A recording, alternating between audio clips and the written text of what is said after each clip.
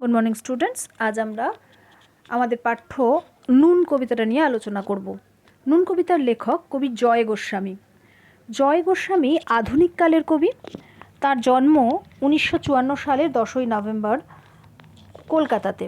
তার বাবার নাম মধু গোস্বামী এবং মা সবিতা গোস্বামী। জন্মের কিছু পরেই কবির পরিবার রানাঘাটে চলে যান, তাই কবিরও ছেলেবেলা রানাঘাটেই কেটেছে। মাত্র 8 বছর বয়সে তার বাবা মারা যান। তার মা ছিলেন স্কুল শিক্ষিকা।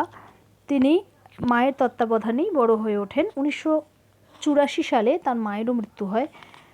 কবির শিক্ষা জীবন, প্রথাগত শিক্ষা জীবন খুব বেশি অগ্রসর হতে পারেনি।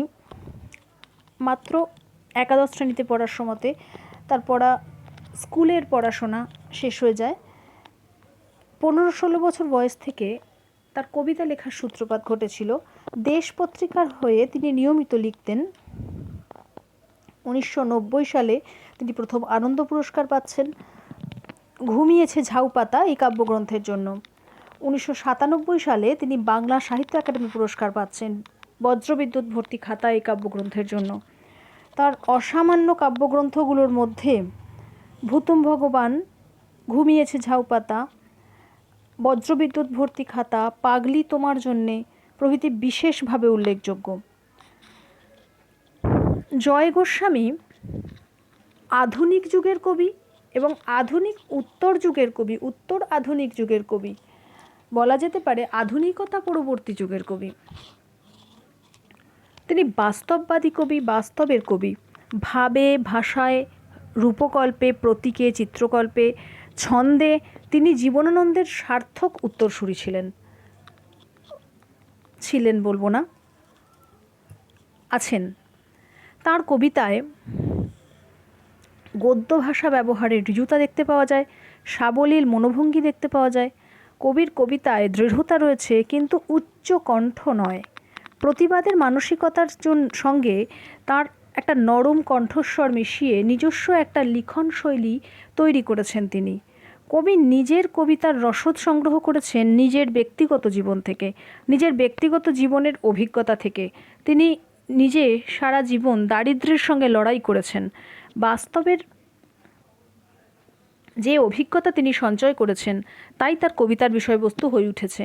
কখনো লালগোলা বনগা লোকালে চাল বিক্রেতা মাসি পিসি তার সাহিত্যের বিষয়বস্তু হয়ে উঠেছে, আবার কখনো কোনো সেলাই দিদিমণি তার কবিতার বিষয় হয়ে উঠেছে। কবি নিজের কাজের স্বীকৃতিস্বরূপ আনন্দ পুরস্কার পেয়েছেন, সাহিত্য একাডেমি পেয়েছেন, এছাড়া বহু পুরস্কারে ভূষিত হয়েছেন, বঙ্গবিভূষণ পেয়েছেন তিনি। এমন একজন কবির কবিতা আমাদের পাঠ্য। 1988 সালে ভুতুম ভগবান বলে একটি কাব্যগ্রন্থ প্রকাশিত হয়েছিল।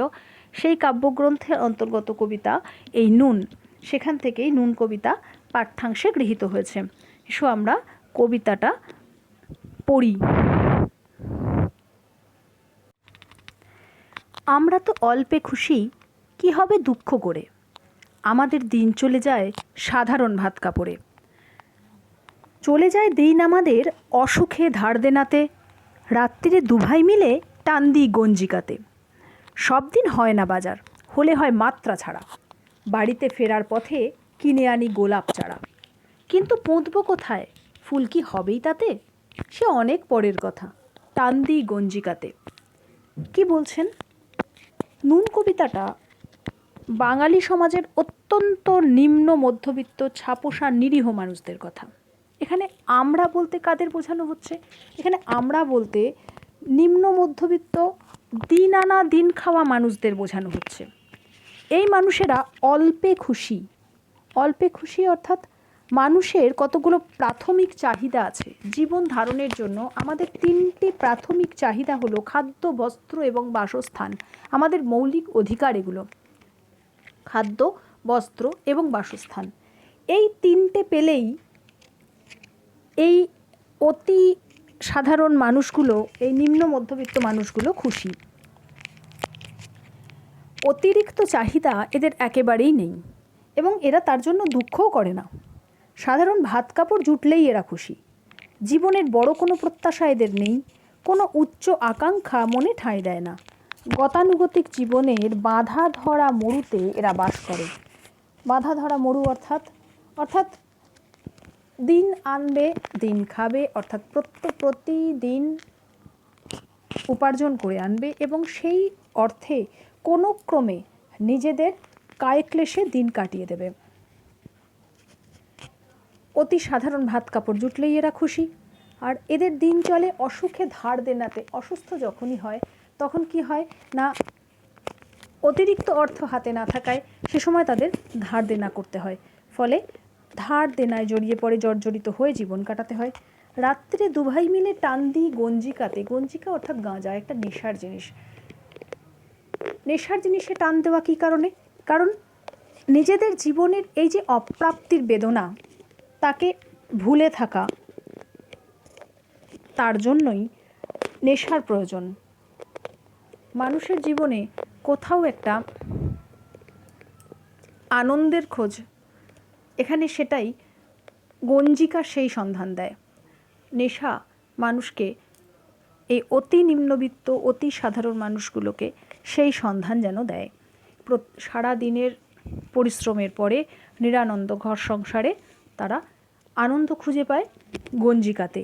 তার মধ্যেই নিজেদের জীবনের বেদনা, নিজেদের চিন্তা ভাবনা সমস্ত কিছুকে এরা ডুবিয়ে রাখতে চায়। সব দিন হয় না বাজার, হলে হয় মাত্রা ছাড়া। প্রত্যেক দিন বাজার করার মতো সামর্থ্য, আর্থিক সামর্থ্য তাদের থাকে না। অর্থনৈতিক অনটনের মধ্যেই তাদের দিন কাটে। কিন্তু যেদিন হাতে অর্থ থাকে সেই দিন মাত্রা ছাড়া বাজার হয়, অর্থাৎ প্রয়োজনের অতিরিক্ত বাজার। শুধু তাই নয়, সেই সঙ্গে গোলাপ চারাও কিনে নিয়ে আসা হয়। এই গোলাপ চারা রোম্যান্টিকতার প্রতীক। এই গোলাপ চারা এই ধরনের অতি সাধারণ অতি নিম্নবিত্ত মানুষগুলোরও মধ্যে যে সৌন্দর্যের বোধ আছে তার প্রতীক। কিন্তু পুঁতব কোথায়? অর্থাৎ গোলাপ চারা কিনে আনলেই তো হবে না, পোঁতার জন্য জায়গা চাই। অথচ এই মানুষগুলো নিজেদের মাথা গোজার ঠাঁইটুকুও যে সব সময় পায় তা নয়। ফলে কি হয়, গোলাপ চারা কেনার বা গোলাপ চারা কিনে নিয়ে এলেও তা পোঁতার বা বড় করার মতো জায়গা সে তারা পায় না। তার ফলে ফুল তাতে হবে কি না, সেই গোলাপ চারাকে বড় করার জন্য যে পরিশ্রম প্রয়োজন, যে সময় দেওয়া প্রয়োজন, সেটুকুও তারা দিতে পারবে কি না সে পরের কথা। তাই এই দুঃখ ভুলে থাকার জন্য টান দিই গঞ্জিকাতে। আমরা তো এতেই খুশি, বলো আর অধিক কে চায়। হেসে খেলে কষ্ট করে আমাদের দিন চলে যায়। মাঝে মাঝে চলেও না দিন, বাড়ি ফিরি দুপুর রাতে। খেতে বসে রাগ চড়ে যায়, নুন নেই ঠান্ডা ভাতে। রাগ চড়ে মাথায় আমার, আমি তার মাথায় চড়ি। বাপ বেটা দুভাই মিলে সারা পাড়া মাথায় করি। করি তো কার তাতে কি, আমরা তো সামান্য লোক। আমাদের শুকনো ভাতে লবণের ব্যবস্থা হোক। আমরা তো এতেই খুশি। এতেই খুশি অর্থাৎ কি, এই যে সাংসারিক জীবন, যে সাংসারিক জীবনে নিত্য অভাব, নিত্য অনটন, অসুখ, ধার দেনা, গোলাপ চারা পুঁতে আনলেও তা গোলাপ চারা কিনে আনলেও তা পোঁতার জন্য স্থানের অভাব, রোজ দিন বাজার না হওয়া, সাধারণ ভাত কাপড়ে জীবন চলে যাওয়া, এতেই আমরা খুশি। এর বেশি আমরা কিছু চাই না। এতেই হেসে খেলে কষ্ট করে এই শ্রমজীবী মানুষগুলোর দিন চলে যায়। কিন্তু মাঝে মাঝে চলেও না দিন। কখন দিন চলে না? হয়তো রাত্রি দুপুরে সারা দিন অক্লান্ত পরিশ্রমের পর যখন বাড়ি ফেরা হলো, তখন দেখা গেল ঠান্ডা শুকনো ভাতে একটু নুন পর্যন্ত নেই। তখন খেতে বসে হয়তো রেগে ওঠেন সেই মানুষগুলো। আর এর পরিণতি কি হয়? রাগ চড়ে আমার মাথায়, আমি তার মাথায় চড়ি। অর্থাৎ ক্রুদ্ধ হয়ে চিৎকার চেঁচামেচি করে সমস্ত পাড়া প্রতিবেশী জানিয়ে ঘরের মধ্যে অশান্তি করা। এর মধ্যে দিয়ে নিজেদের হতাশা, নিজেদের জীবনের যন্ত্রণাকে যেন তারা ফুটিয়ে তুলতে চায়। কিন্তু বাপ বেটা দুভাই মিলে সারা পাড়া মাথায় করি। এখানে বাপ বেটা বলতে শ্রমজীবী পরিবারে পিতা পুত্র সবাইকেই পরিশ্রম করতে হয়। সবাই একসঙ্গে পরিশ্রম করে কোনোভাবে পরিবার প্রতিপালনের চেষ্টা করে। আর দু ভাই বলতে আমাদের বাংলায় প্রচলিত কথা আছে বাপ বেটা দু ভাই। এখানে দু ভাই বলতে সত্য সত্য সহোদর ভাইয়ের কথা বলা হচ্ছে না, বাপ বেটাকেই বোঝানো হচ্ছে। দু ভাই মিলে সারা পাড়া মাথায় করি, অর্থাৎ সমস্ত পাড়ার মানুষ জানে যে এই বাড়িতে রাত্রিবেলা অশান্তি চলছে। কিন্তু এই যে মানুষগুলোর প্রতিবাদ, তা শুধু পারিবারিক অশান্তি বলেই সীমাবদ্ধ থেকে যায়। সমাজের যে সমস্ত মানুষগুলো দুধে ভাতে রয়েছে, যে সমস্ত মানুষগুলো প্রাচুর্যের উচ্চ শিখরে আরোহণ করে আছে, সেই সমস্ত মানুষগুলোর কাছ পর্যন্ত তাদের এই প্রতিবাদ কিন্তু পৌঁছয় না। আমরা তো সামান্য লোক, অর্থাৎ এই শ্রমজীবী মানুষগুলো, এই নিম্নবিত্ত মানুষগুলো নিজেদেরকে অতি সামান্য লোক বলে মনে করে। তাদের শুকনো ভাতে নুন রইল কি রইল না, তারা খেতে পেল কি পেল না, এটা সমাজের উচ্চবিত্ত মানুষদেরকে মোটেই নাড়া দেয় না। তাই এরা যখন অশান্তি করে, এরা যখন চিৎকার চেঁচামেচি করে, তাতে কেউ কর্ণপাত করে না। কিন্তু কবিতার শেষ লাইনে কবি এই মানুষগুলোর হয়ে সমাজের ওপরতলার মানুষগুলোর কাছে, উচ্চ শ্রেণীতে আরোহণ করে আছে যে সমস্ত মানুষগুলো, তাদের কাছে একটা দাবি জানিয়েছেন, আমাদের শুকনো ভাতে লবণের ব্যবস্থা হোক। অর্থাৎ মানুষের যেটা অতি সাধারণ চাহিদা, সব থেকে সাধারণ চাহিদা, যে শুকনো ভাতে নুনের ব্যবস্থা, সেইটুকু যেন নিম্নবিত্ত মানুষগুলোর জন্য করে দেওয়া হয়। এইটুকু উদারতা যেন সমাজের ওপর তলায় আসীন মানুষেরা দেখান।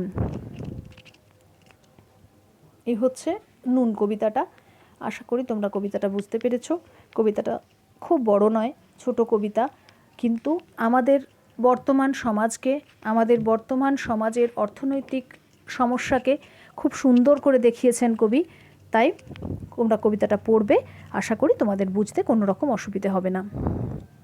ধন্যবাদ।